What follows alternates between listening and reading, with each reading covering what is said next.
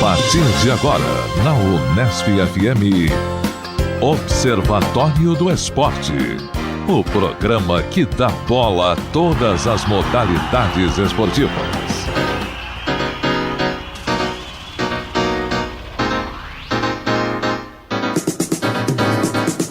Um forte abraço para você, sintonizado em 105,7 nas ondas da Unesp FM. Hoje é sábado, dia 15 de julho, o ano é 2017. Eu sou Guilherme Dias. Começa agora mais uma edição do Observatório do Esporte. Observatório, informação e análise dos acontecimentos esportivos da semana. Nesta edição vamos falar dos livros que abordam o esporte e a comunicação esportiva.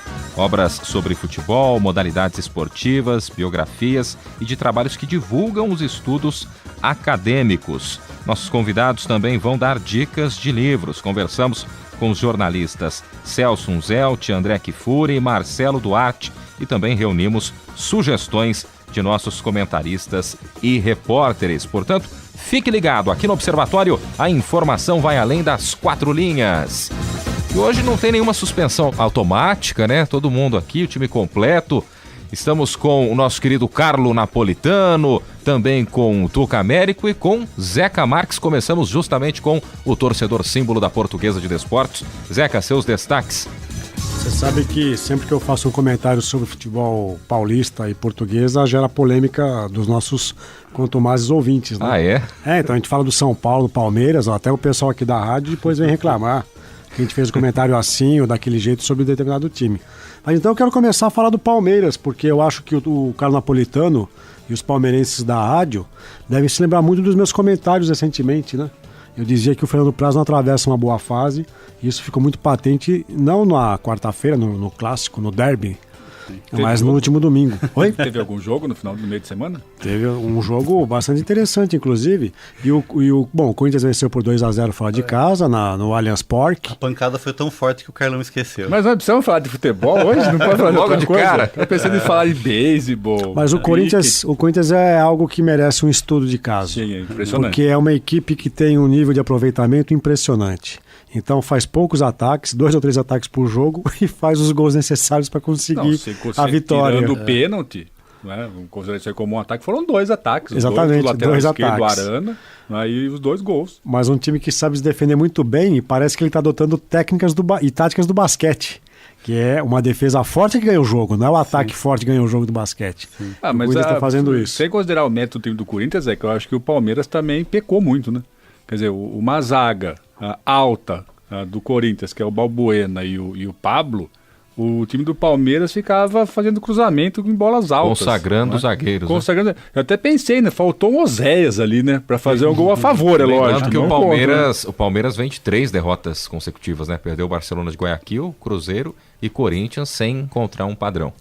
Mas a nossa rádio aqui tem muitos palmeirenses, muitos corintianos e alguns são paulinos. Eu não vou citar nomes, né, mas é interessante que o nosso programa passou a ser debatido, inclusive nos corredores da rádio. Mas a questão triste da semana, vocês devem ter acompanhado, foi a violência no último sábado passado em São Januário, no outro clássico carioca, Vasco e Flamengo. E vejam que na última quarta-feira também houve uma morte de um torcedor palmeirense, depois de confrontos entre torcedores, não dentro do estádio, nem nas imediações do estádio. E isso vai se somar ao que já aconteceu recentemente com torcedores do Flamengo e do Botafogo no Rio, do Goiás e do Vila Nova em Goiânia. E parece que é uma espiral de violência que acompanha as torcidas que não tem fim. E sempre surgem especialistas e medidas quase sempre punitivas. Mas eu queria conversar com vocês o seguinte: eu acho que isso é um pouco um reflexo do estado em que o país se encontra, de incerteza política, econômica, de acirramento das desigualdades, e o futebol é um espelho um pouco dessas questões todas, né? Impunidade, um pouco de falta de organização. E você, como um jurista, Carlo Napolitano, o que você teria a dizer a respeito? Aumento da violência, sem dúvida. Até a nossa cidade que tem sofrido com isso. Exatamente. Com notícias aí de arrastões, né, a mão armada, e todo mundo ficou assustado no final de semana passado quando essa notícia foi divulgada. Então, sem dúvida, o futebol é uma parte da sociedade. E se a sociedade está nessa fervura, né, nessa onda de violência, nesse aumento da violência, vai se refletir lá, né? Até um aluno nosso, você conhece, se não me engano ele até participou do Observatórios da Minha Chegada, o Matheus Orlando, o projeto de pesquisa dele no mestrado é justamente isso, trabalhar com a violência no futebol, mas especificamente com as torcidas organizadas. Perfeito. Que também parece que não tem muita razão de ser, né? Porque se teve morte, eu não estava sabendo, na quarta-feira num jogo de torcida única, então o problema não é a torcida organizada, o problema é a bandidagem mesmo, que aproveita o momento para cometer o delito. Só para você ter uma ideia, Carlão, a matéria foi publicada na última quarta-feira no UOL, né, diz que no Brasileiro, nas séries A e B, já foram 9 brigas em estádios, em apenas 12 rodadas, né, nessas duas séries A e B, são 9 casos de conflitos em estádio, sendo o mais grave lá de São Januário, e foram já esse ano 9 mortes relacionadas a brigas de torcidas dentro, perto ou longe do estádio. É muito alto, né? Porque nós estamos na 13ª rodada. E São Januário chama atenção porque já havia acontecido um confronto entre os próprios torcedores do Vasco, entre si com a Polícia Militar, num jogo anterior. Então, se os tribunais esportivos no Brasil, se a CBF, não tomar medidas mais duras, e aí eu acho que não é tirar o mando de jogo do clube A ao clube B e pedir que ele vá fazer o jogo a 400 km de distância, porque aí ele vai levar a torcida que está em outros lugares e vai para a torcida da cidade. Eu acho que a punição nesses casos é estádio com portões fechados, porque ele não vai poder ter renda de bilheteria. Ele vai penalizar o próprio sócio-torcedor, que é aquele que teria um lugar cativo nesses jogos, e ele que se resolva com isso. Mas ele não pode ser premiado com a punição. Acontece muito em São Paulo. Palmeiras e Corinthians têm problemas em São Paulo, aí vão mandar os jogos onde? Em Presidente Prudente, em Araraquara, em Ribeirão Preto. São times que têm uma enorme torcida no interior de São Paulo. Então eles não estão sendo punidos, estão sendo premiados. Premiados, inclusive, porque nesses jogos dificilmente haverá concentração dos torcedores da capital, né? Porque aquilo fica um pouco diluído. Então acho que tem que haver punições severas, não só para os clubes, mas para as pessoas que se envolvem nesses confrontos. Até eu e o Matheus estamos fazendo um texto, né, para um livro que o senhor me convidou para participar. Né? E o interessante é que na legislação sobre a torcida, né, e aí falando especificamente do Estatuto do Torcedor, quando essa lei foi elaborada, ela tinha um viés próximo a uma espécie, podemos dizer assim, de Estatuto da Defesa do Torcedor, como um torcedor consumidor, né, como tem o Estatuto de Defesa do Consumidor, o Código de Defesa do Consumidor. A partir de 2010, começou a mudar, e até o primeiro artigo da lei muda, e trata a violência como o primeiro tópico. Então, talvez essa ideia de violência nos estádios, nos jogos, né, na Copa do Mundo, Jogos Olímpicos, e ter uma preocupação em relação a isso, a violência passou a ser um tema central até da abordagem legal do Estado brasileiro. Bom, outra questão que eu queria discutir com vocês, né, nesta semana nós tivemos aqui na Rádio Unesp a presença do Luiz Francisco Faustini, que é o secretário de Esportes Municipal de Bauru. E vocês devem ter acompanhado uma polêmica que houve, né? Bauru não tinha feito a inscrição a tempo para participar dos Jogos Abertos, né, do interior. E conseguiu fazer uma inscrição por meio de uma liminar.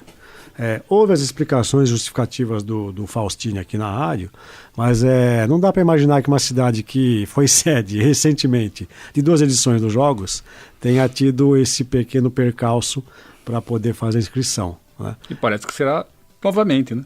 Será novamente o quê? Sede dos jogos no interior. Existia a possibilidade se Bauru ficasse de fora mesmo dos jogos regionais, né? Porque aí a única chance dos atletas entrarem para os jogos abertos seria a cidade sede. Mas Bauru conseguindo através da liminar mesmo, aí acho que até pelo momento atual, né, financeiro, empurra para outra cidade. E, bom, a última questão que eu queria comentar é que na sexta-feira da semana passada eu fui convidado a participar de uma plenária sobre futebol e mídia em São Paulo, por convite do Flávio de Campos, que é o organizador do Ludens, que é um grupo de pesquisa de futebol e modalidades lúdicas da história da USP. E a iniciativa dele era a segunda plenária essa. Ele está fazendo várias plenárias para discutir futebol e questão de gênero, futebol praticado por equipes femininas, futebol e mídia, futebol e organização, futebol e torcidas. E é um grupo composto por vários coletivos, né, de torcedores e torcidas de São Paulo, que está pensando numa proposta de elaborar algo que tem a ver com as eleições para a CBF no próximo ano. Então, foi um prazer poder ter participado. A mesa, junto comigo, além do Flávio, estava, entre outras pessoas, o José Trajano, que é uma pessoa bastante divertida e, como ele mesmo se auto-intitulou naquela reunião, o esculhambador geral. Porque a gente vinha com uma proposta um pouco mais organizadinha, uma visão acadêmica, ele era o esculhambador geral, porque com aquele jeito bastante espontâneo e às vezes muito acalorado, ele fazia com que o debate ganhasse um outro tipo de interesse. Mas fica aqui a nota, então, de um evento que aconteceu na última sexta-feira, da semana passada, e haverá outras plenárias pensando de como que a CBF pode ter uma certa oxigenação na sua administração. Legal, você está em 105,7 aqui na Unesp FM, este é o Observatório do Esporte. Vamos então com os temas de Tuca Américo, pois não, Tuca? Vamos lá então, para variar, falar de vôlei. Né? Assistiu o jogo? Assisti, consegui ficar acordado, foi difícil, dormi um pouco antes, né? Eu esqueci, eu queria comentar muito com você esse jogo de vôlei. Fale, então pode comentar. Não, que a gente discutiu na semana passada a questão da temperatura. Sim. E eu fiquei pensando, mas se o estádio tem uma cobertura, aquilo não ameniza um pouco a temperatura ambiente interna do estádio? Você sabe quantos graus marcavam os termômetros da arena do Atlético Paranaense? Não reparei. Você tem essa informação, Zé? Que não compartilhe tenho. Conosco. Não a tenho. previsão é que chegaria a 8, 9 graus. Né? E não se comentou isso também. Acho que como o estádio também estava lotado, isso naturalmente acabou aumentando. O calor humano aumenta a temperatura um pouco. Muitos né? jogadores atuaram com mangas longas, o que não é comum quando a gente vê um jogo de vôlei convencional. Não, indoor, como a gente fala. Indoor, e o jogo foi quente também, hein? Não, o jogo foi quente. Eu acho que... me preocupa um pouco. Acho que o Brasil teve uma boa atuação, né? Eu estava bem receoso, talvez, pensando até que o Brasil perdesse por uma diferença maior. Margem até maior. Uma margem maior. O time tá... Parece jogador de futebol, o time estava motivado, né? Mas o que me preocupa são duas coisas. Depois vou comentar outros aspectos mais particulares do jogo. Mas em relação à atuação da seleção brasileira em si, eu acho que o Renan Dalzotto assumiu e teve um bom desempenho, né? Eu sempre falo aqui, a torcida brasileira cobra muito o vôlei, a gente tem uns dados para falar depois, mas a gente consegue ainda, apesar de tudo, estar entre os 4 ainda, né? Fomos vice-campeões da Liga. Mas é uma liga muito interessante, porque foi a primeira competição da Liga pós-Olimpíada, pós-Jogos Olímpicos. Então aí você vê qual seria o rumo da seleção para um próximo ciclo olímpico. E isso me preocupa. Porque quando você pega as outras equipes muito jovens, né? Canadá muito jovem, a própria França muito jovem, o time da Sérvia também jovem, a surpresa... A França ficou em que classificação nas Olimpíadas? Ela foi eliminada antes das finais ainda, na primeira fase, Brasil tirou a França. Pelo próprio Brasil. Né? Mas equipes muito jovens, e que quando você compara esse potencial, essa projeção para o futuro, aí me preocupa, porque o time do Brasil já é um time mais velho, né? Alguns jogadores que tiveram um ótimo desempenho nos Jogos Olímpicos não estão mantendo um certo ritmo de jogo ainda, né? Até entendo a questão de motivar esses jogadores mais antigos que já ganharam tudo, né? Mas eu sinto que falta sangue novo na seleção. Então eu senti pelo menos isso. Você, claro, entende muito mais de vôlei, né, Tuca? Wallace dependência.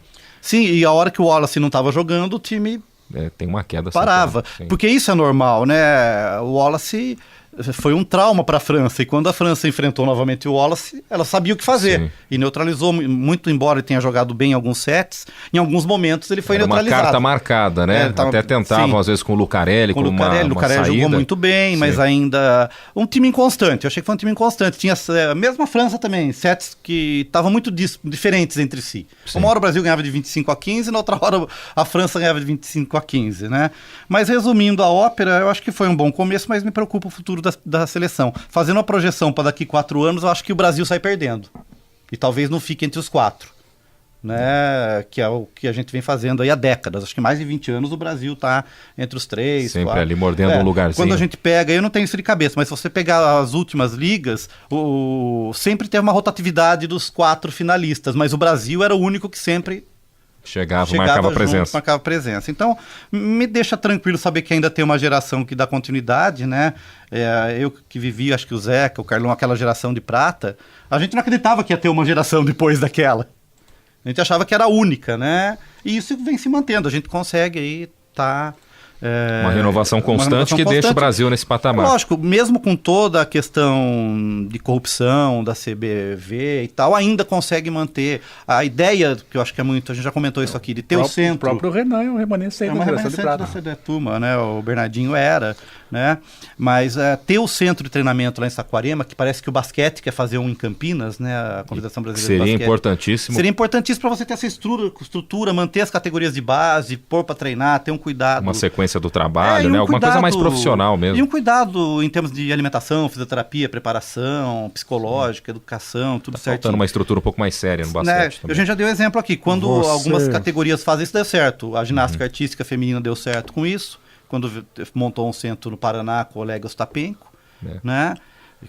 Era ucraniano, se eu não me engano. Isso. Que... Não é do dia para a noite, mas o resultado vem. Não, mas você vem. Se você investir, vem.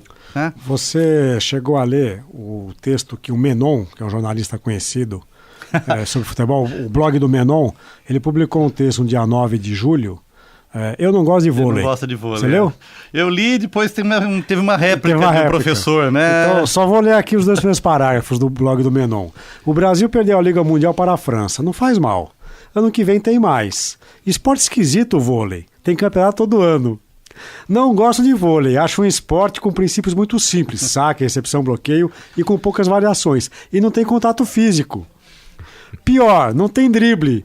Pelo menos no sentido clássico e mágico. Drible é ilusão, é burlar o rival. No vôlei tem drible sim, mas com uma rede no meio. Bom, é uma série de argumentações que eu acho um pouco equivocadas, mas é um pouco mostra desses jornalistas da antiga, né? Por mais respeito que eu tenha por ele. Ele, aliás, é um dos que mais defende a Portuguesa, né? Como instituição, como clube.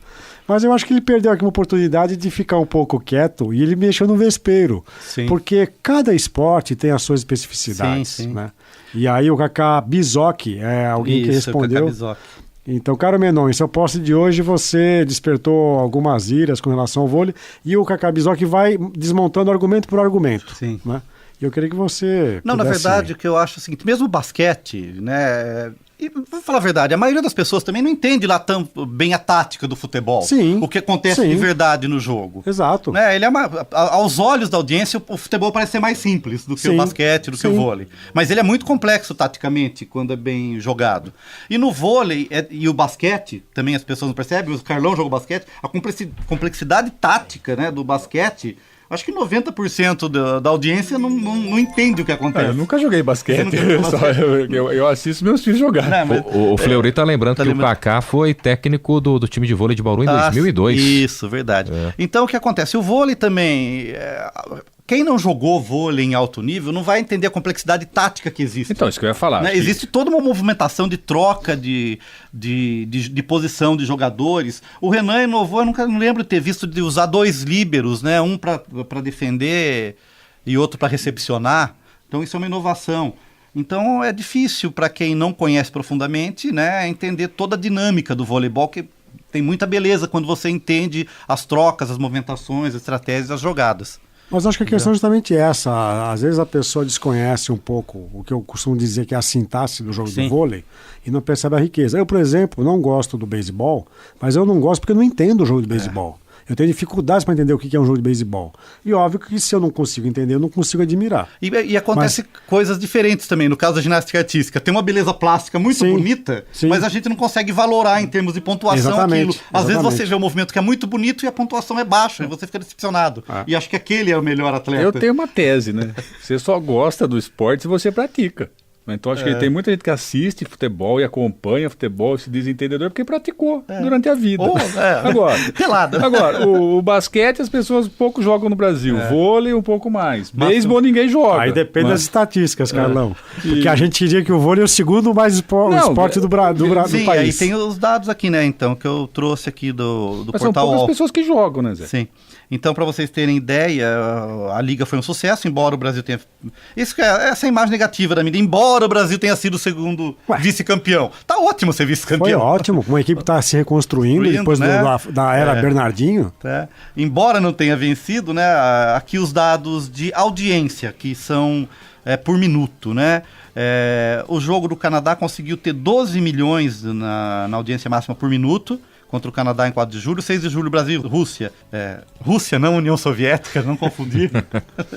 13,4 milhões de espectadores. O Brasil e Estados Unidos no 7 de julho menor, 11,8. E a grande final no horário ingrato, sábado para domingo, 11 Eu gostei. da noite.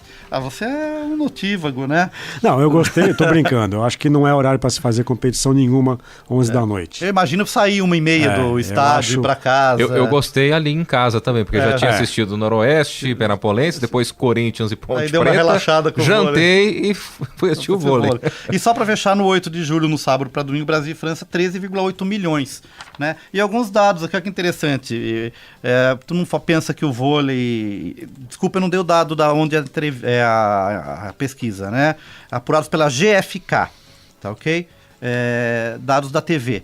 50% da audiência classe C, 28% classe AB e 22% classe DE. Então quebra um pouco aquela coisa que é um esporte tão de elite assim, né? Tá vendo, Carlão? Tem muita gente que gosta de vôlei. E mesmo... o Menon tá fora. E também a questão da idade da audiência, né? A princípio, um equilíbrio, né? Tanto as pessoas de 35 a 49 anos como acima de 50 tem 36%. E os mais jovens, 34 anos. Isso me preocupa porque parece que os jovens não praticam mais esportes. Ou estão praticando muita atividade física e não esporte. Estão fazendo musculação ou praticando skate, mas não em forma de competição. Não uma modalidade, alguma coisa específica. Não a prática esportiva, mas sim atividade física, né? Mas tem dois argumentos do Menon que eu acho interessantes. Vamos lá. Não gosto de vôlei porque é protegido pela mídia. Eu queria que você, se pudesse, a gente pode até fazer um programa sobre isso. Não, eu acho que não. Perdem, pode falar, Zé. Não, perdem, são chamados de guerreiros. Se uma seleção de futebol perde, há uma incessante caça às bruxas. Por fim, não gosto porque o Bernardinho mandou entregar um jogo no Mundial. Atitude reprovável. Nada contra quem gosta, prefiro o curling. Não, eu acho que os argumentos que ele usa, eu acho que é em tom de deboche, mas tudo que ele fala acontece em muito maior escala no futebol. É verdade, exatamente. Então não se justifica, né? Agora, protegido pela mídia, não. Eu acho que o vôlei conquistou esse espaço na mídia. É um plano de marketing, uma estratégia feita ao longo dos anos. Começou com o Nussmann, com Carlos Alberto Nussmann, quando era presidente da Confederação Brasileira de Vôlei. Os nossos amigos, né, que estudam marketing esportivo, a grande parte da história do marketing esportivo no Brasil nasceu no vôlei. O próprio Brunoro, que foi técnico de vôlei, depois foi para o Parmalat, trabalhar com o Palmeiras, e é um grande especialista em marketing esportivo hoje. Né? Então, acho que não é uma proteção, é uma conquista, é diferente. Né? E se tem essa proteção ou conquista é porque tem investimento e tem patrocinador. Então, eu acho que é mais exemplo do que qualquer outra coisa. Tá? E agora, diga. Antes da gente, não sei se você vai sair só vou fechar, vou fechar só então com o último lá. dado. Posso fechar aqui? Claro. Eu acho que isso daqui tem muito a ver com os interesses de Tuca e Carlo Napolitano. Né? Em relação a esse jogo, né, havia um pedido liminar do Ministério Público para multar o Atlético, que era co-organizador do jogo, porque eles venderam cerveja durante o jogo, né? E que isso não seria proibido, mas já havia acontecido no mesmo evento de UFC, lá na Arena da Baixada, e que foi vendo cerveja, e não teve problema nenhum, né? A gente viu até o grande número de famílias, crianças que estavam lá na arquibancada. Mas por quê? Porque no futebol não pode? Queriam estender. Mas a juíza, tem o nome da juíza aqui, né? Beatriz Fruet, de Moraes, recusou o pedido alegando que o estatuto do torcedor não é restritivo quanto à venda e consumo de bebidas alcoólicas no estádio, citando: é preciso reconhecer que devem ser analisados de forma sistemática e proporcional para que possam coexistir harmonicamente de modo a preservar tanto a segurança pública quanto garantir o livre comércio. Né? Então, essa é uma discussão antiga, já se vende ou não bebida alcoólica. Acho que é tudo relacionado com o Zeca falou, a questão da violência. Né, que talvez potencialize a violência. Mas não se vende lá, mas no bar da esquina se vende e o cara chega extremamente alcoolizado dentro do estádio. Então é aquelas coisas do Brasil que parece que a gente não consegue entender aí o que é certo e o que é errado. E o público que estava na arena da Baixada, do Atlético Paranaense, a gente percebia pelas câmeras de TV que é um público muito diferente do que vai aos jogos de futebol. Sim. Não há torcidas organizadas, não tem confronto entre o time A e o time B. Era um jogo de seleções, né? As pessoas não estão sem camisa mesmo no frio, né? E ali, na verdade, parecia quase um programa de família misturado com uma balada aquele jogo, né? Porque foi acabar quase 2 da manhã. E eu acho que as pessoas que foram para lá queriam um conforto com um bom restaurante, uma boa refeição, lanchonetes que tivessem à disposição no estádio, né? É o que a gente já discutiu aqui, né? Você entender que esses espetáculos esportivos, competições, podem ser feitas como entretenimento de verdade, que você possa ter acesso a um lugar confortável, com banheiro limpo, com uma boa comida, que você possa beber sua cerveja com responsabilidade. Sem pensar que isso pode ser uma fonte de renda para o próprio clube, né? Sim, claro, é o que ela apontou a juíza, né? Que o livre comércio, você possa ter uma renda interessante. Então já falamos bastante de vôlei, né, hoje? Não, só para encerrar então, temos ainda, continuamos? Eu queria saber a sua opinião aí, a chegada da Paula Pequeno, ela que chegou a Bauru nos últimos dias, vai reforçar a equipe. Bauru tentando ainda mais algumas jogadoras, né? A dominicana Martinez, jogadora sub-23. A República Dominicana cresceu bastante no vôlei feminino. O Brasil é um mercado atraente. Eu já falei isso aqui, os nossos campeonatos, embora tenham problemas, tanto a disputa feminina ou masculina em nível nacional é de altíssimo nível. Sim. Você assistiu a Liga Brasileira masculina é de extremo alto nível, porque a gente tem jogadores agora, já tivemos jogadores americanos, temos cubanos, né? Tá chegando um sérvio para jogar aqui no time de... esqueci o nome agora. Mas vai disputar também a Liga Nacional. Então, acho que o investimento em Bauru é interessante. A Paulo Pequeno é uma grande jogadora, tá meio fim de carreira, mas para jogar aqui com a gente, acho que tem grande chance ainda, né? Agora, você sabe que no futebol há alguns setores que não gostam que se fale futebol feminino. Sim. É futebol de mulheres, o que eu acho que também não resolve o problema, né? Eu prefiro falar futebol praticado por equipes femininas e equipes masculinas. No vôlei não tem essa questão. A gente fala vôlei masculino e feminino com... Mesmo no atletismo, porque isso eu não sei. Porque... Mas, voltando ao jogo de sábado, eu confesso que fiquei um pouco incomodado com aquela sequência de saque, recepção, levantamento e o ataque. O ataque. Então não tinha o que a gente chama de rally. Não tinha jogo, quer dizer, era um jogo de muita... O pessoal chegava na rede, cortava e acabava o ponto. E no futebol praticado por mulheres, no vôlei feminino ou vôlei de equipes femininas, eu acho que o jogo é mais agradável de se assistir, pelo menos na televisão. Rally. Mas eu acho que a percepção que eu tenho, eu concordo em parte com você. O vôlei feminino, sim, sempre teve mais rally pela velocidade do ataque, a explosão, a força. Mas acho que nos últimos anos, e com o líbero, tem muito mais. Tem muito mais do que tinha antes. Porque você pegava os jogos de 4, antes dos líberos, era o que a gente fala, era pancada mesmo, né? Era difícil ter um rally. Mas na liga, se você pegar vários jogos, teve time o time da França mesmo é um time que defendia muito bem, então tinha um pouco mais de rally, né? Agora, o que acho que realmente atrapalhou foi a questão da amplitude, o tamanho da arena, né? Então isso, o pessoal indoor que joga o vôlei de quadra, que a gente chama, não se adaptou muito bem àquela circunstância. Então eu vi o Bruninho errar levantadas que normalmente ele não erra, né? O pessoal errou muito saque também, que normalmente não erraria. Muitos saques na rede. Muito saque na rede, porque você perde a referência, é difícil ali, né? Eu vi um lance que eu achei muito inusitado. O Wallace, ele pisa na linha ao fazer o saque. Né? Que é uma coisa que normalmente não faria, porque é muito difícil. Aquela amplitude você acaba perdendo um pouco as referências. Só quem joga entende isso. Né? Por isso que se fala da vantagem de jogar em casa no futebol. Porque você conhece os atalhos do campo, como o pessoal fala. Né?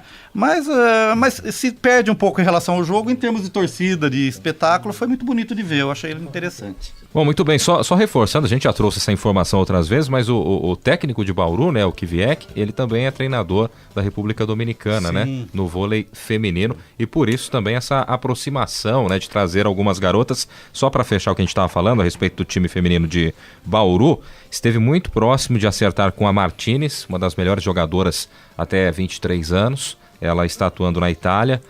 Nos bastidores, a informação... De onde é a Martinez, Guilherme? Ela atua na Itália. Mas ela nasceu onde? Na República Dominicana também. É uma das jogadoras mais valorizadas do vôlei italiano, né? e que Bauru fez uma proposta de $150 mil por temporada para ela. Ela estava apalavrada, queria voltar, queria jogar no Brasil, só que o time italiano dela acabou fazendo uma proposta irrecusável e ela acabou ficando, mesmo apalavrada, acabou permanecendo lá no vôlei italiano, pelo menos neste momento, né? Ainda existe uma negociação, mas dificilmente a Martinez virá. Você está em 105,7. Este é o Observatório do Esporte aqui na Unesp FM. Depois de falarmos bastante de vôlei, né? Agora vamos com os destaques do Carlo Napolitano. Tem basquete, Carlão? Tem basquete. Não vou falar de futebol. Não? Não. Futebol essa semana sem passa batido, né? Batido. Depois da derrota no meio de semana do Palmeiras, então? Teve derrota? Teve. Esqueci de novo. Já esqueceu. Não, a ideia é falar sobre o NBB, né? Teve uma assembleia, uma convenção técnica lá da Liga Nacional e 17 times fizeram inscrição para disputar o campeonato deste ano e do ano que vem. Além dos 15 que disputaram o último campeonato, o nono NBB, no 10º também se inscreveram Joinville, né, e o time do Botafogo. Sim. Então talvez a grande surpresa aí é a presença nessa lista de Campo Mourão e de Brasília, que tudo anunciava que eles deixariam o NBB e estão inscritos, né? Agora passa-se por uma fase de avaliação técnica e financeira, se tem condições, estrutura até para ficar de grana claro, para manter. Até para ficar claro para o ouvinte, caso essas equipes consigam, né? O Campo Mourão nunca teve muita expressão no cenário do basquete masculino mesmo aí nos últimos anos, mas Brasília é uma equipe campeã do NBB, que sempre chega entre os finalistas, né, ou pelo menos semifinalistas. Então, mesmo que Brasília participe, não deve vir com aquela força que a gente está acostumado, né, Carlão? Tudo bem, mas é mesmo assim, né? Até eu fui consultar as minhas fontes, né, o Pedro, o Lucas, perguntar quantos times tem Quem são os Pedro meus e filhos. Quantos times tem na NBB, na NBA, né? Então são 15 em cada uma das duas ligas, né? As conferências. Na conferência. Então são 30 times, que é o dobro que a gente tem aqui.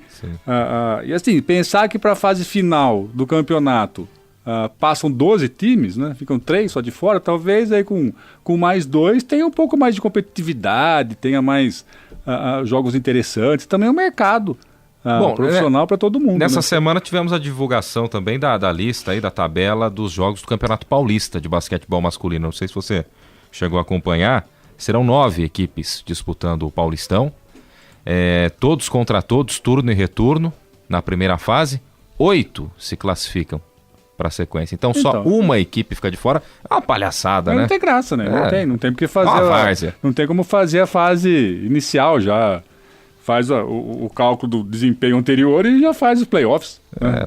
Já não vai para a semifinal, então, pelo menos para dar uma pimentada no campeonato. Agora você joga turno e retorno para só um time ficar de fora. É meio esquisito. Como no NBB, 3 ficaram. Sim. Né? Então talvez agora com o 5 tenha uma maior competitividade. Tá certo. Mais algum tópico, Carlão? Não, dar uma bronca na gente aqui, né? Chamar atenção. Esquecemos aí de 2 datas importantes da semana passada. Na segunda-feira da semana passada foi comemorado o centenário de nascimento do João Saldanha, né? Talvez os mais novos não se lembrem, não saibam quem foi esse sujeito, mas ele foi um ativista político, foi treinador da seleção brasileira nas eliminatórias da Copa do Mundo 70, um polêmico jornalista, mas muito respeitado, né? Então se comemorou aí o centenário do nascimento, com várias matérias nos jornais, na televisão, rádio, lembrando aí o nascimento e o centenário de João Saldanha. O João Sem Medo. O João Sem Medo. Tem mais uma, né, Carlão? E tem mais uma também, a que me chamou a atenção, o aniversário, né, da chamada derrota ou tragédia do Sarriá, os 35 anos comemorados no último dia 5 de julho. Comemorados não, né? Lembrados. Lembrados. A derrota, e acho que a grande maioria dos ouvintes sabe disso, né? Do Brasil e Itália na Copa de 82, por 3-2. Uma geração aí que ficou conhecida como uma geração que não ganhou títulos, né? Muito embora jogando um futebol bonito, vistoso, né? Todo mundo ali capitaneado, treinado pelo Tele Santana, mas uma seleção que tinha Sócrates, Júnior, Cerezo, Zico, Falcão. E assim, vários programas também na televisão, várias matérias sobre isso.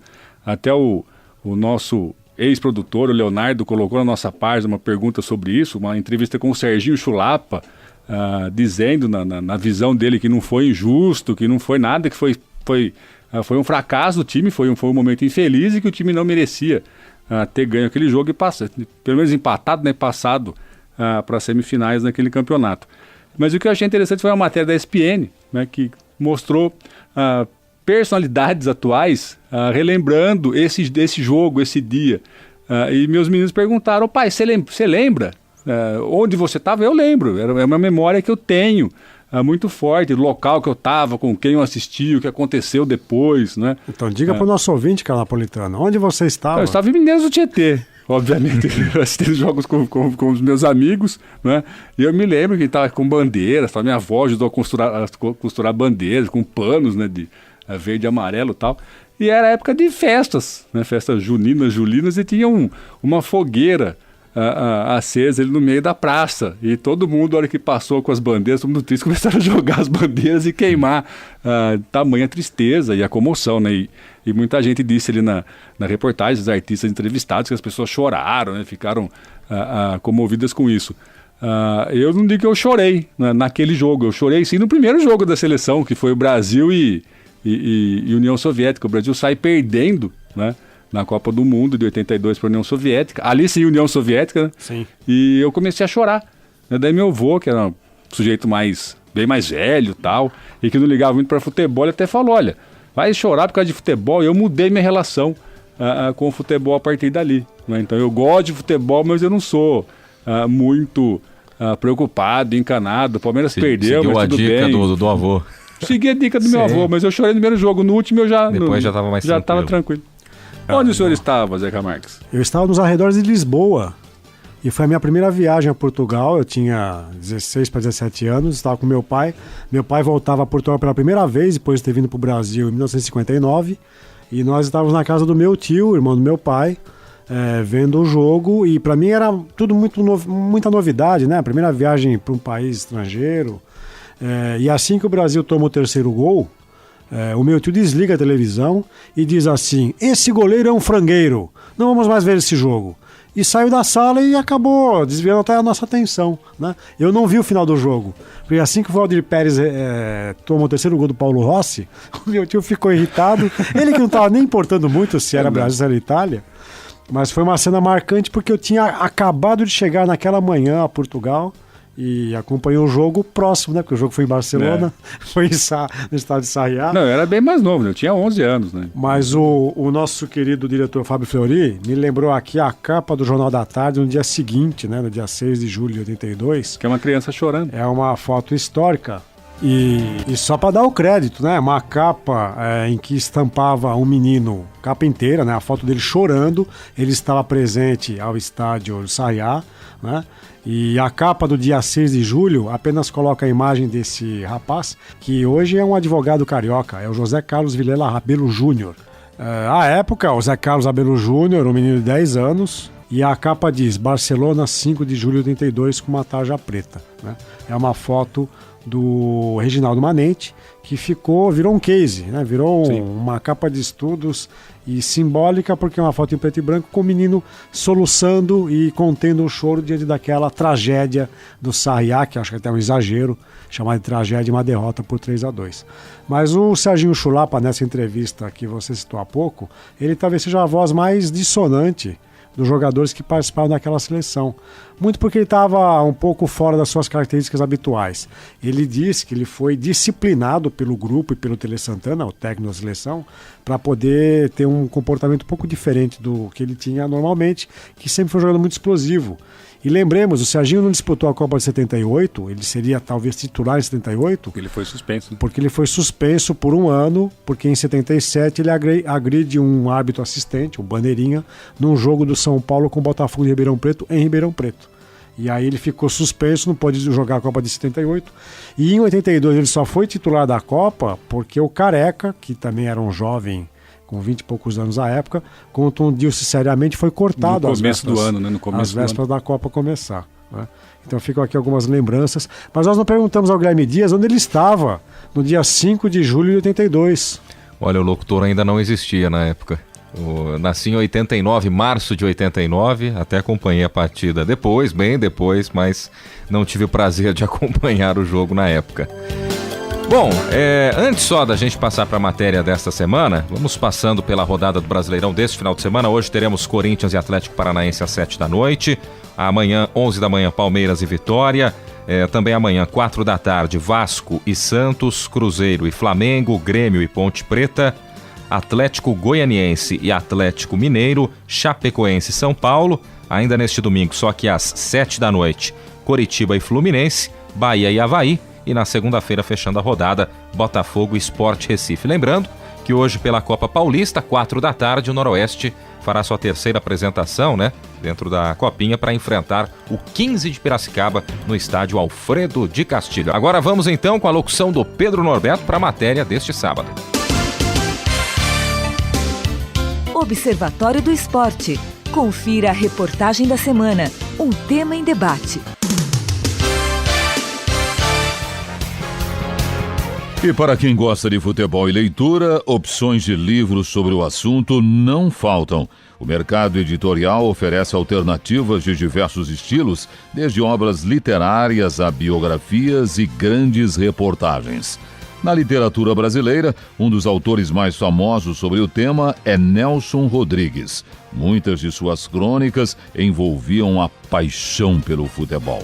Algumas crônicas escritas por Nelson para a revista Manchete Esportiva na década de 50 foram compiladas em O Berro Impresso das Manchetes. No livro, além de famosas crônicas sobre o Flamengo ou sobre o Fla-Flu, há também textos sobre outras modalidades, como remo, boxe e até alpinismo. Conversamos com Celso Unzelt, jornalista que já escreveu 18 livros. Uma de suas indicações é um livro de Eduardo Galeano, escritor uruguaio. Um dos melhores livros que eu já li na vida é o Futebol, o Sol e a Sombra, do Eduardo Galeano, né? É um escritor uruguaio, mais conhecido até pelo livro As Veias Abertas da América Latina, é crítico, tem uma tendência, um pensamento de esquerda, e esse Futebol, o Sol e a Sombra é um livro muito bonito, um livro lírico. De resto também ainda dessa seara um pouco mais acadêmica, de estudos acadêmicos, né? Todos os livros de crônicas do Nelson Rodrigues, A Pátria de Chuteiras, são livros de uma linha mais, como eu falei, acadêmica, né? Você tem livros de tudo que é jeito, você tem livro de estatística, você tem grandes biografias. Eu acho que a melhor biografia ligada ao futebol feita até hoje é o Estrela Solitária, do Rui Castro, que é a biografia do Garrincha. O meu amigo André Ribeiro se especializou em algumas biografias, duas delas muito importantes, a biografia do Leônidas da Silva e do Tele Santana. Celso também destaca trabalhos acadêmicos transformados em livros. Um deles é Cego é o que só vê a bola, de João Paulo Estreápico. Mas quando a gente fala de esporte, de futebol em particular, está tendo aí uma nova leva também de trabalhos acadêmicos que acabam virando livros, né, a partir de teses. O meu amigo João Paulo Estreápico, por exemplo, acabou de escrever Cego é o que só vê a bola, que é um estudo sobre as origens dos 3 clubes grandes da capital, São Paulo, Corinthians e Palmeiras, onde ele quebra essa ideia de que o Palmeiras é o time só dos imigrantes, o São Paulo herdeiro da elite e o Corinthians o time dos operários. Ele prova que, na verdade, havia gente envolvida na fundação desses 3 clubes que eram de uma pequena classe média que estava nascendo. Enfim, a academia tem desmitificado muitas coisas ligadas ao esporte. Eu acho que esse tipo de livro também acrescenta bastante. Além do apelo literário, existem também muitos livros que ajudam a entender o cenário do futebol no mundo. O jornalista André Kfouri, dos canais ESPN e editor da editora Grande Área, sugere o livro Gol da Alemanha, uma viagem no tempo para entender as transformações do futebol, de Axel Torres. Temos Gol da Alemanha, que é sobre a evolução do futebol alemão que levou à conquista da Copa do Mundo no Brasil, escrito pelo Axel Torres, um autor espanhol que escreve muito bem, e é um livro feito num formato interessante, é um livro sobre cartas entre o Axel e o professor de alemão dele, porque o autor do livro, o Axel Torres, gostaria de aprender alemão para entender melhor as coisas que acontecem no futebol daquele país, e tinha dificuldade. A partir daí se formou uma parceria com troca de cartas a respeito de futebol que permite essa troca de informações, permite que a gente visualize toda a evolução do futebol alemão, as decisões que foram tomadas até a seleção nacional chegar ao padrão que chegou na Copa do Mundo aqui no Brasil e o padrão que mantém até hoje como a principal seleção do mundo. Para quem gosta de grandes reportagens, o livro Jogo Sujo, o mundo secreto da FIFA, de Andrew Jennings, é uma das principais referências. O trabalho investigativo de Jennings denuncia vários casos de corrupção da entidade, muitos envolvendo os brasileiros João Avelange e Ricardo Teixeira. A FIFA tentou barrar a sua publicação, porém sem sucesso. O livro já foi traduzido em 12 idiomas, incluindo o português. Marcelo Duarte, jornalista e sócio da editora Panda Books, indica Jogo Sujo e outros títulos sobre futebol. Eu gosto de bons livros, que a minha editora lançou o Jogo Sujo, do Andrew Jennings, que foi um sucesso, e depois ele até fez um segundo, muito voltado à Copa do Mundo daqui. Tem um que é sobre o futebol nos anos 1940, que é da Maquinária, que eu acho que chama Viagem ao Futebol nos anos 1940, que é muito bom. A Maquinária fez um também com a história do Campeonato Sul-Americano de 19, que é excelente. Biografia do Garrincha, para mim é uma das melhores biografias já lançadas, não só de futebol, mas uma das melhores biografias já lançadas no Brasil, né? Como biografia, é um livro maravilhoso, que traz o retrato das Copas de 58 e 62, uma coisa maravilhosa. Vamos então falar um pouco da matéria desta semana, que teve locução do Pedro Norberto. Antes, claro, os tradicionais agradecimentos, agradecendo ao jornalista e fundador da editora Panda Books, o Marcelo Duarte, ao jornalista e professor universitário Celso Unzelt e ao jornalista e editor da editora Grande Área, o André Kfouri. E conosco, agora também para falar um pouquinho desse tema, o André Magalhães, que inclusive vem com sugestões de livros também. André, um abraço para você, bem-vindo. Abraço, Guilherme, olá amigos da mesa, olá a todos os ouvintes do Observatório. Pois é, né, existem muitas opções de livros, principalmente para os torcedores de cada equipe, principalmente dos principais clubes mais tradicionais, existe uma grande gama de livros. Eu, como São Paulino, já tive a oportunidade de ler alguns sobre o meu time, e um que eu gosto de destacar bastante, que eu recomendo, é o 1992, O Mundo em Três Cores. É um livro escrito pelo André Pirral, jornalista da ESPN, em conjunto com o Raí, que abordam os bastidores, toda a história da conquista do título mundial de 1992 de São Paulo, para cima do Barcelona.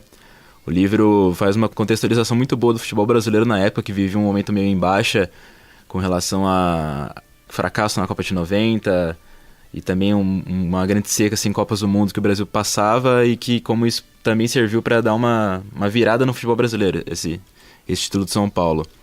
E o livro ele tem também a ficha técnica de todos os jogos que a equipe disputou em 92, e tem um grande caderno de fotos, muitas fotos que não haviam sido divulgadas ainda, algumas de arquivo pessoal de jogadores ou que não tinham sido divulgadas pela imprensa.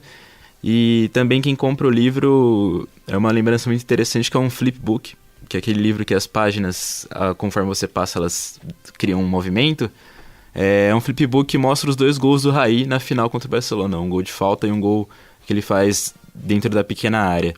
Então, acho, principalmente para o torcedor São Paulino, por ser o título mais expressivo do clube até a época, mas é um registro muito bom que explica até, de certa forma, como o futebol brasileiro teve essa guinada nos anos 90, que culminou, claro, além da Copa de 94, também as Libertadores conquistadas por clubes brasileiros na década. Legal, indicação aí do André Magalhães. Queria ouvir também os nossos professores, né? Começando com o Zeca Marques. Sugestão, Zeca? Só queria fazer uma consideração. A matéria fala da obra do Nelson Rodrigues, e esse título, Bel Impresso das Manchetes. Mas eu queria lembrar que a obra original do Nelson Rodrigues de futebol foi publicada pela Companhia das Letras numa compilação do Rui Castro. E são 2 títulos, o Celso Zé citou um deles, né? A Soma das Chuteiras Imortais e A Pátria em Chuteiras. O problema é que, por uma questão de briga de direitos do espólio do Nelson Rodrigues, a Companhia das Letras deixou de ter a possibilidade de republicar esse material e ele foi agora, então, aproveitado pela editora Agir. Eu acho, inclusive, quando a gente fala da questão de livros, é importante citar as editoras, que quase sempre a gente fala o nome do livro, o autor, e não fala editora, né? E a minha dica eu compreendo, né? O André traz aqui uma visão que eu acho que é importante, que movimenta muito esse mercado, que é a questão do fã, do torcedor, que vai consumir o livro que celebra uma conquista especial, celebra um atleta, etc, etc. Mas eu vou dar aqui um contributo de um livro para mim que ele é um divisor de águas na Academia Brasileira, que é O Universo do Futebol, que é uma compilação publicada em 82 pela editora Pinacotec, uma editora carioca. E esse livro tem textos do Roberto da Mata, do Luiz Felipe Baeta Neves Flores, da Simone Laudi Guedes e do Arno Vogel. Talvez o material mais importante para mostrar o quanto que a academia estava ausente da discussão sobre o futebol brasileiro e como que ela se volta de uma maneira um pouco embrionária e pioneira em 82, publicando uma obra que para mim é uma obra fundadora. Ou seja, foi a partir desse ano de 82 que a academia começou a olhar para o futebol como um elemento que tem que ser discutido porque faz parte da nossa realidade. Então fica aqui essa lembrança, o livro está esgotado hoje, mas que existe eventualmente em alguns sebos, em algumas bibliotecas, e às vezes aparece aí uns arquivos na internet com trechos de artigos, mas eu acho que é um livro importantíssimo e que por isso eu queria citá-lo. Legal. Carlo Napolitano? Eu fui anotando aqui enquanto foi rolando a matéria, o André e o Zeca foram falando, né? Do Palmeiras tem um livro do Mário Prata, né? Um Caso de Amor, eu não me recordo a editora. O livro do Garrincha, sem dúvida, eu adorei, eu ganhei de presente de Natal da minha esposa, a gente éramos namorados ainda. Eu lembro que eu acho que eu terminei o livro antes de chegar ao dia 26, né? De tamanha a vontade de ler e saber um pouco mais da história do Garrincha. E eu gosto muito de ler crônica, né, esportiva, tal. Sou um leitor de jornais e tem duas compilações aí que eu acho muito interessantes. Histórias do Futebol de John Saldanha, que eu comentei na primeira parte do programa, e a Ginga e o Jogo do Armando Nogueira. Também sensacionais as crônicas, tal, e a gente tem um pouco aí de memória de alguns fatos, de alguns episódios futebolísticos que são muito bem narrados nessas crônicas e que também, infelizmente, só deve ter em sebos e em lojas virtuais, que são edições aí já esgotadas. Legal. Bom, nossa equipe também deixando sugestões. Vamos ouvir a sugestão do Tomás Garcia. Olá, amigos ouvintes. Olá, amigos da mesa. O livro que eu tenho para indicar para esse programa é o livro Jogada Ilegal, do jornalista português Luiz Aguilar, que é o mesmo autor do livro Mourinho Rockstar também. O Jogado Ilegal, ele tem uma pegada muito parecida com os livros do Andrew Jennings, o Jogo Sujo e o Jogo Cada Vez Mais Sujo. Na obra do Luiz Aguilar, ele faz uma série de denúncias contra a FIFA, denunciando esquemas de compra de votos, de como é feita a escolha do país e sedes da Copa do Mundo, também sobre um esquema de venda ilegal de ingressos para as partidas da Copa, e também alerta sobre irregularidades nas eleições para a escolha de melhor treinador, melhor jogador do mundo, na eleição que é feita anualmente pela FIFA. O livro foi lançado em 2014, ano da última Copa do Mundo, né, que foi um período bem propício para fazer essa série de denúncias, já que envolve muita coisa referente à Copa do Mundo também, principalmente sobre como se deu a escolha da sede da Copa de 2022 no Catar.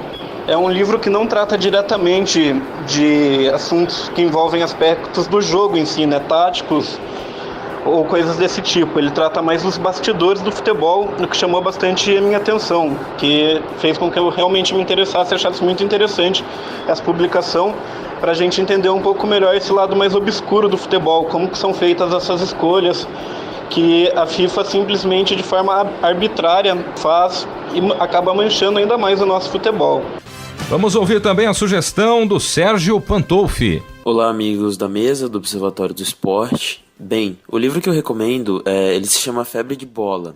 Ele é do Nick Hornby e é distribuído aqui no Brasil pela Companhia das Letras. O livro é como se fosse uma autobiografia futebolística do Nick Hornby. Ele conta a história dele no meio do futebol. Desde que ele conheceu o Arsenal, né, o time inglês, e começou a acompanhar o time indo aos jogos, indo ao estádio, acompanhando pela TV e tal. E segundo ele, torcedor de verdade mesmo, aquele cara, é o que sofre, é o que grita com cada derrota, com cada cruzamento errado, que xinga. E no livro, ele deixa bem claro que a paixão dele pelo Arsenal é uma paixão muito obsessiva, e que se, por exemplo, o time vai mal, as coisas na vida dele começam a dar mal. Se o time vai bem, as coisas na vida dele começam a ir bem. Então, ele revela uma paixão muito sangue, assim, muito obsessiva em relação ao time. Cita jogadores influentes da época, ele traz uma ambientação muito bacana daquela Londres futebolística, fala um pouco dos hooligans. Então é uma recomendação bem legal aí de livro, principalmente para quem é apaixonado por futebol. Esse é o Sérgio Pantolfi também compartilhando com os ouvintes da Unesp FM, né? Uma sugestão. E para encerrar, já que todo mundo falou sobre uma sugestão de livro, eu deixo aqui A Bola Não Entra Por Acaso, do Ferran Soriano, que é o livro que eu estou neste momento. É o livro que eu sempre procuro ler pelo menos um pouquinho antes de dormir agora, viu? A não ser quando tem uma rodada, como teve quarta-feira, Corinthians e Palmeiras, que o jogo já acaba bem mais tarde, mas estou procurando, na medida do possível, acompanhar A Bola Não Entra Por Acaso e Invista em Futebol, do Juliano Fontes, também outro livro bacana para quem tem curiosidade aí, esse mercado de apostas esportivas. E você, ouvinte do programa que acessa as redes sociais, curta a nossa página no Facebook, o endereço é facebook.com/Observatório do Esporte. Acesse também o blog do nosso programa, o endereço observatoriodoesporteunesp.blogspot.com.br.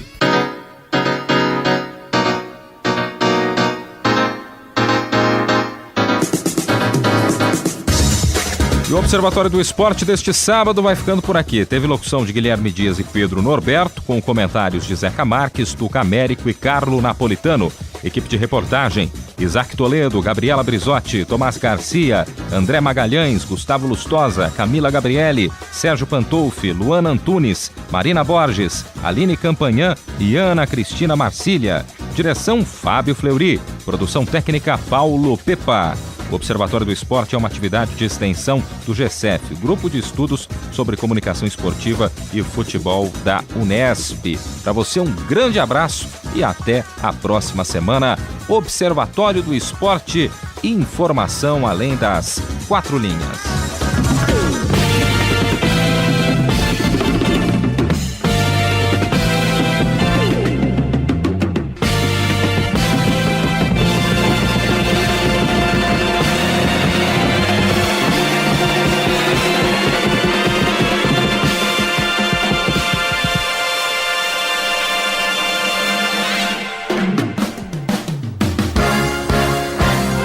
A Unesp FM apresentou Observatório do Esporte, o programa que dá bola a todas as modalidades esportivas.